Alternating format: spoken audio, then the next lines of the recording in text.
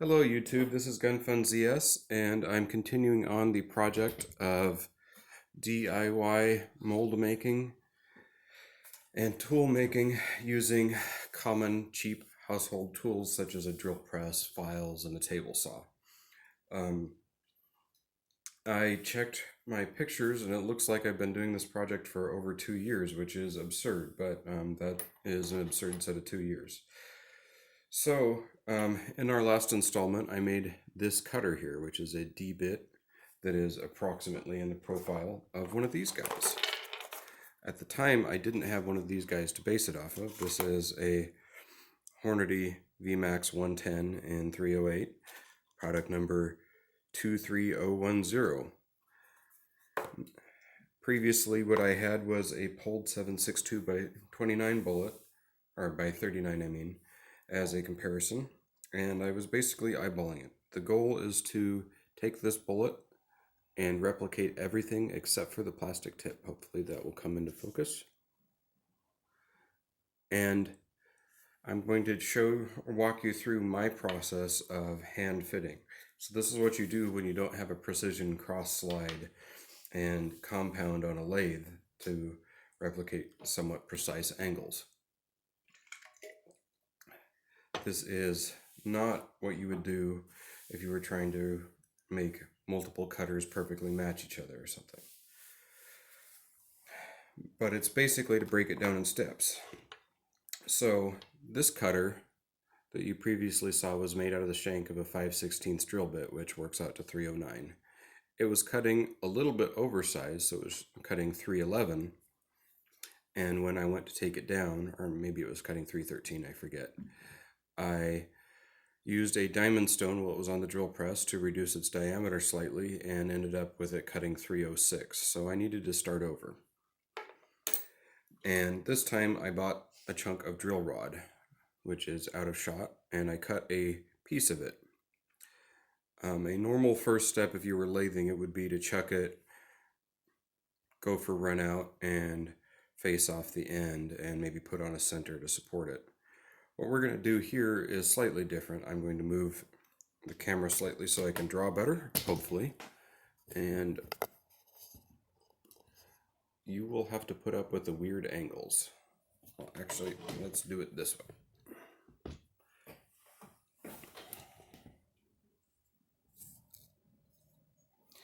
Okay. So if we look at this D-bit, which I will blacken up to make a little bit more visible, it started as a round in the profile.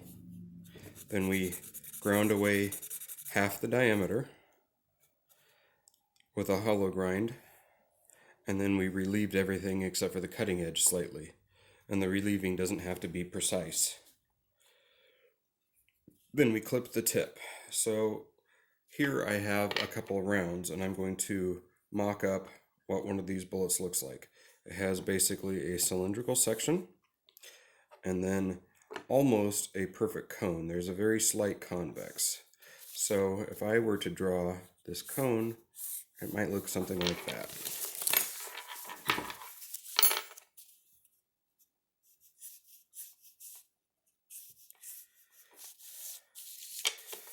Okay, so now we have this. But that brings the question of how do I make it? And see, this much of it would be the plastic tip.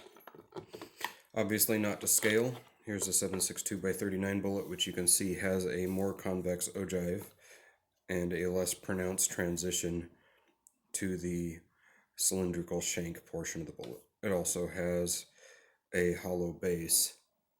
I'm not sure how much that shows up in camera. Anyway, if I'm looking to match the mass distribution of this, I basically do everything but the tip. And that's also beneficial because that very fine pointy tip is prone to get damaged with hard alloy lead ammo. Now, how do I make this shape? Well, I make it in steps. I define a point somewhere out here, and then I make a straight line to that point, which I'm going to do a ruler.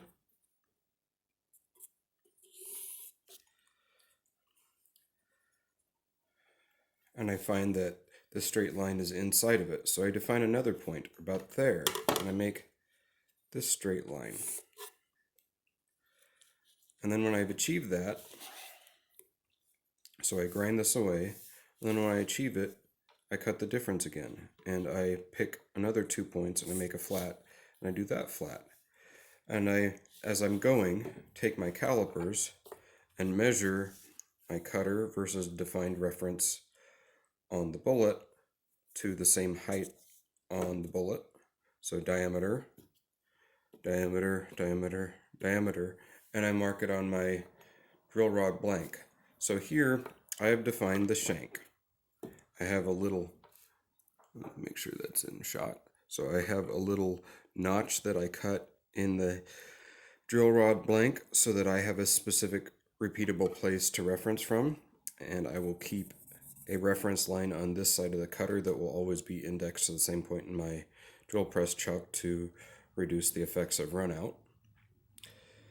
And I can take my caliper and measure up a certain amount, say to here, and then do the same height up on my bullet by placing it on a flat surface, scribe that point on the bullet, and repeatedly check to the same several reference spots. And that way I can get very close and very precise.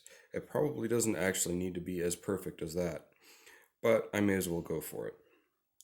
So my goal when I'm done will be to cast a bullet that is exactly 309 in diameter and exactly the shape, powder coat that, and run it through a sizer. After it's hardened and heat treated, it should behave essentially identically to this if I use sufficiently hard alloy. And that is my whole goal. A year and a half ago, these were 20 cents each, or cheaper if you got them on sale. Now I paid 45 cents each. Even if I'm using really expensive alloy, I am beating that by a lot. So anyway, that is my basic process. I am going to also use a couple tools that you may not have access to. I have a Machinist protractor, which is a very simple and cheap tool, and I'm going to measure the angle at various points and hold my grinder matching that angle and stay a little bit larger than the final profile until I do a final pass and blend them all. When I grind this will be in the drill press spinning as fast as I can keep it spinning, and that will minimize my ability to gouge into it. And I'm going to feed in the grinder with holding my angle as steady as possible and as light as possible feed pressure. And hopefully this time that will end up on video. When I made this cutter, and when I made this cutter, a lot of that footage didn't really turn out well. So here's going for another. And just to give you a visual of our endpoint, this is the custom 223 mold block that I made 2 years ago over the course of maybe a couple days.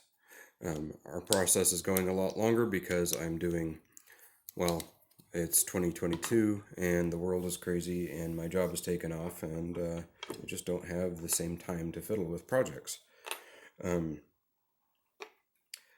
So I'm also going to do some corner cutting. I have a Lee 223 mold block that's a 6 cavity mold, and I'm going to drill that out and use its pre-located holes and sprue plate and everything to get me to having a functional mold quicker.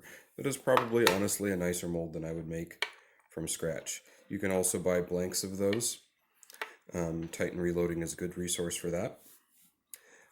Here is just one of the 6 or 8 pairs of mold blocks worth of blanks that I've made. This is the same bar stock that this is machined from, if you see. So I started as bar stock, I flattened and squared it after cutting the channel for the handles. The handles that I'm using were off of a Lee 2 cavity mold, if I remember right.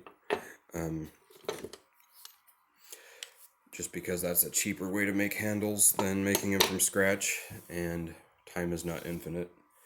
The 6 cavity handles are more rigid and better starting point, and as are the Lee 6 cavity blocks, which is why probably my mold I will use the most will be the one made from the Lee 223 mold block. Anyway, that is my update for now.